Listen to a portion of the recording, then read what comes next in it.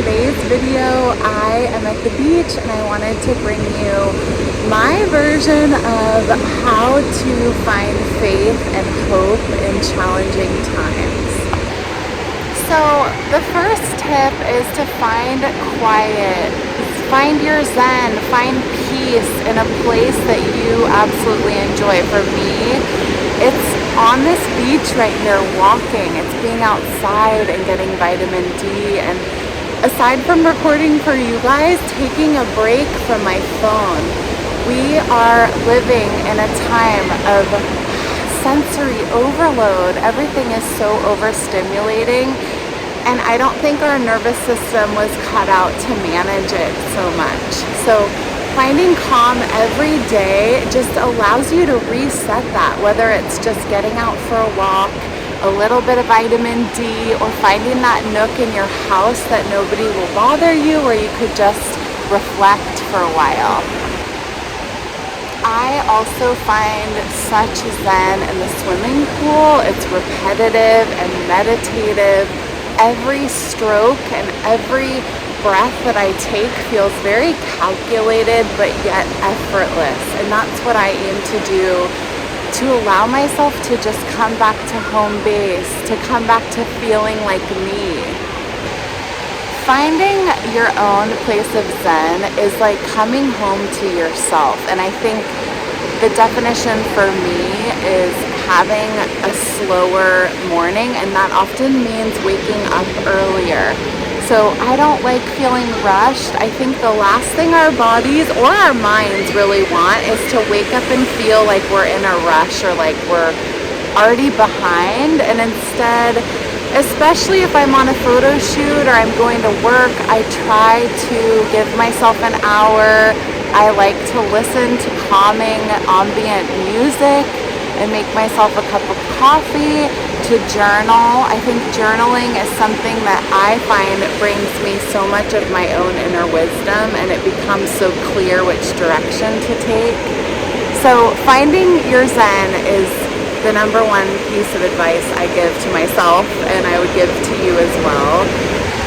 So the second piece of my own wisdom that I love to share that I use is I employ so heavily my lifelines of human beings, my friends and family that nurture my soul.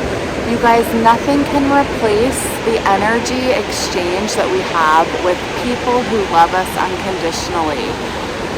I open up my heart, I share, and most importantly, I try to listen to those that I love, and in turn, they listen to me. It is this beautiful dance, and I think we've gotten to be a very individualistic society where people feel like they should be so self-sufficient, and I honor and respect that. I'm a very independent person myself and an entrepreneur, but I would tell you that we absolutely need other people. We just do. We need them. We need their energy and their hope and their light and their love and their laughs. I can't tell you how much it brightens my day to get a phone call from my mom or my best friend, and just to know that they're thinking of me. And that is one of the ways in this past year, which has been extremely challenging for me in many ways, I have those people that are my tribe that call to ask how I'm doing. They want to know how I'm doing today, and what am I doing to make myself follow my dreams, and how can they support me and love me and be so sweet and kind, and I do the same for them. This is your daily reminder to pick up the phone and call and share a story, or meet with a friend. Do something with one of your loved ones that doesn't require much. And I will tell you, one way that I've never felt more seen, heard, and honored is just to be in the presence of the people that we love, and to feel the peace and the calm that comes with someone's love that you can feel. It's unmatched. The third thing I would say that I do that's really important is I focus on my well-being every day. And that at a high level is what I nourish myself, eating clean, the preparation and time that it requires to give myself beautiful, intuitive options that feel in line with what my body is wanting. Lately, it's melons and tropical fruits and things in season and just being in tune with what we're craving. I know with my hydration levels, I feel off in an instant if I haven't drank at least 2 of my huge hydro flasks. And I move through the world so much more fluidly, and it makes sense. Our body is made up of 80% water. But this is a little thing that I do to find the most balance within myself, which then stems to me finding hope and faith in every single day. How we hydrate. And the next thing is sleep. It's underestimated. Our bodies need to rest physically, our minds need to rest.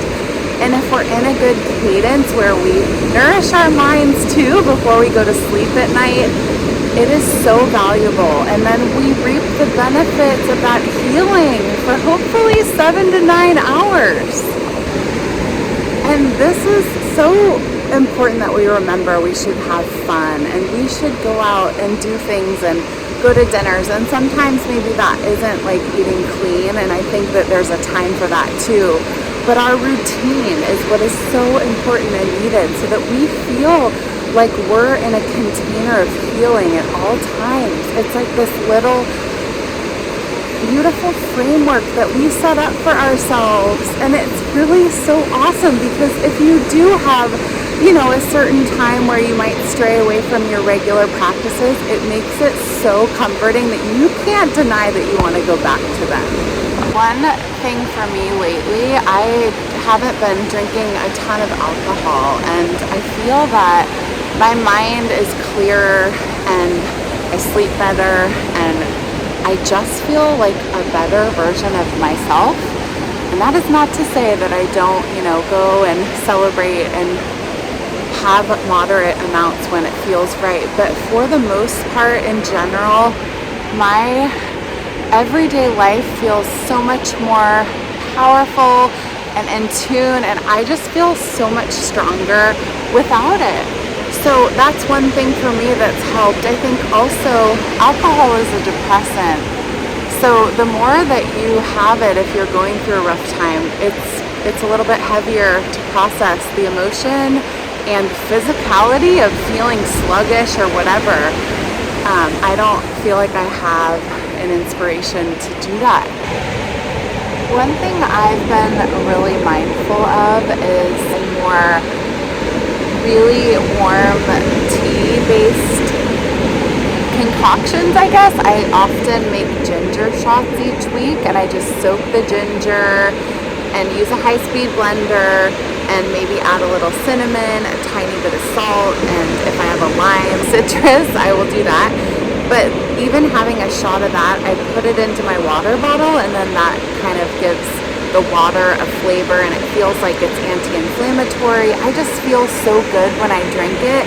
I also love hot teas, and I'll steep cinnamon sticks often.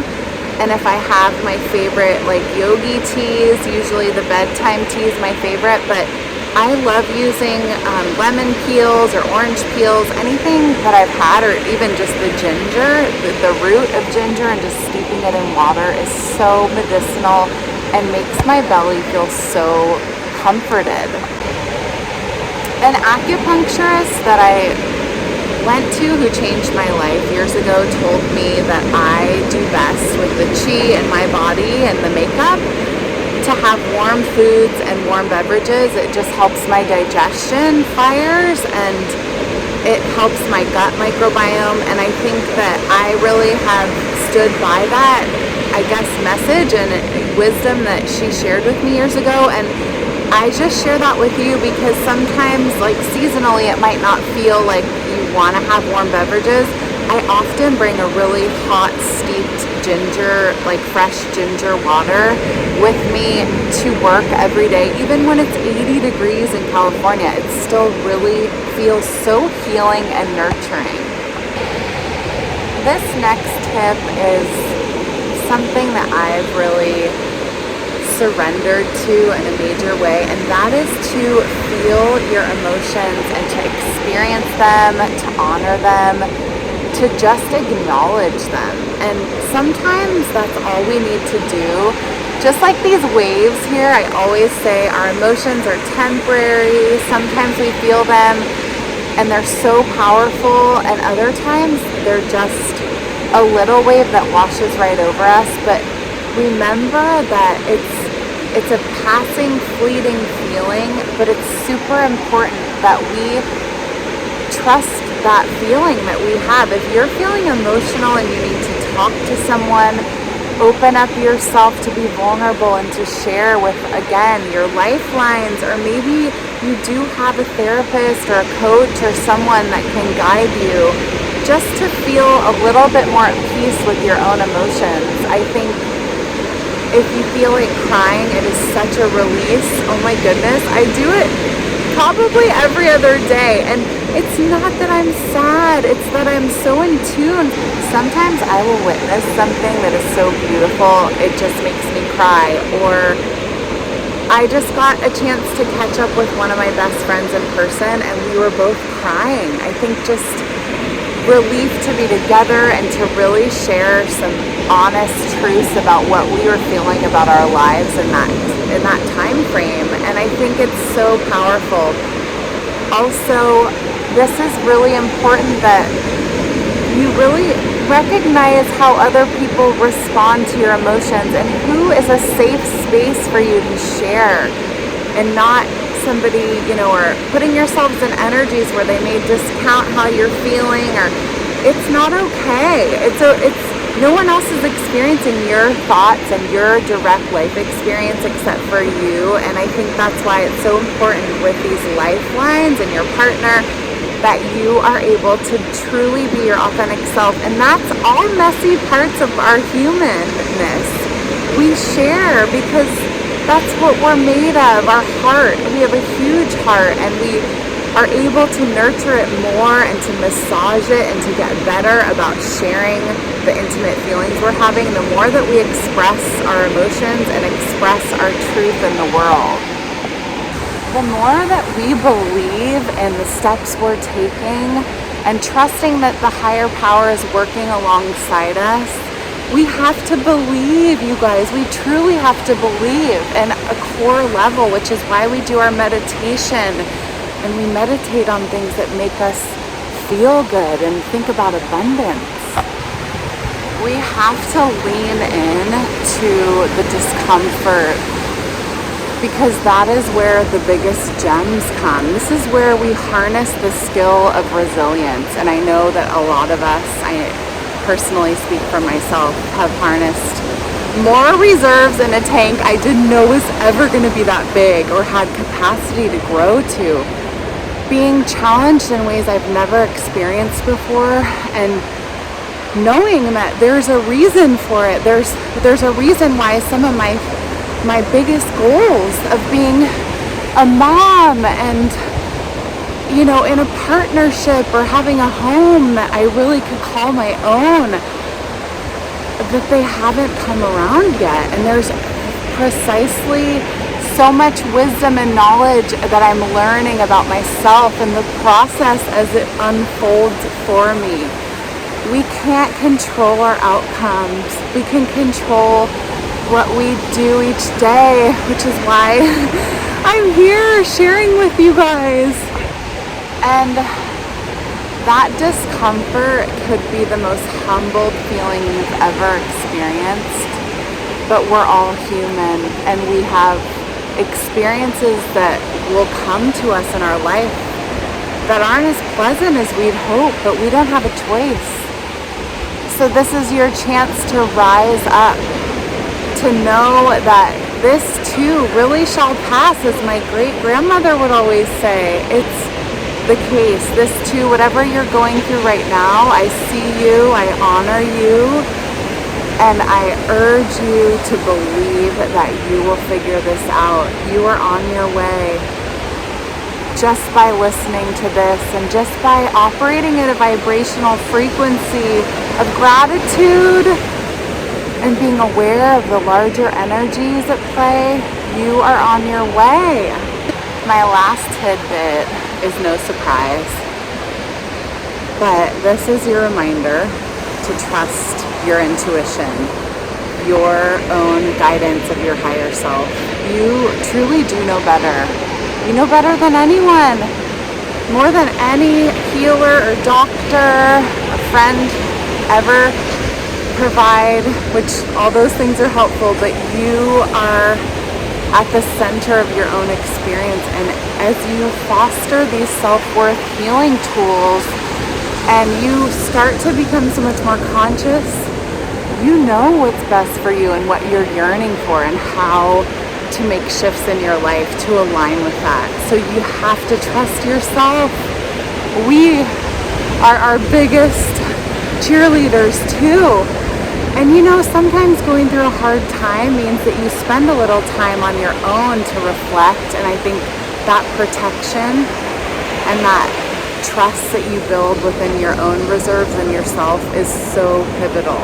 One more tip that I feel like is super important that I wanted to share, because it was like the most important piece of the script that I left in the car, is to slow down. Literally, I tell myself every day, like, especially waking up and not feeling rushed. There's nothing worse in the morning than waking up and feeling like you're behind or you're already not doing good enough in your life. Just allow yourself time to be. And literally, we just have to stop rushing around. There's not always a correlation between rushing and this hustle culture. That does not equal productivity or success oftentimes, because you end up running yourself into the ground. I'm doing my part. If you're not rushed and you realize that all these treasured moments, every single minute of our 24 hours in a day is such a gift. And if we really start to realize this on a core level, we will operate differently and we create momentum and we create a shift of abundance. And we allow ourselves to relish in the simplicity of everyday life. I'm going to say that again because I think this is my biggest mantra. We allow ourselves to relish in the simplicity of life. I hope that you can find some ways this week to relish in the simplicity. There's so much that we have to be grateful for. There really is, no matter what the circumstances are right now. There's something wonderful that you can be just so glad that you have in your life. Signing off from the beach. I hope you enjoyed this and I hope you have a beautiful day. Take care.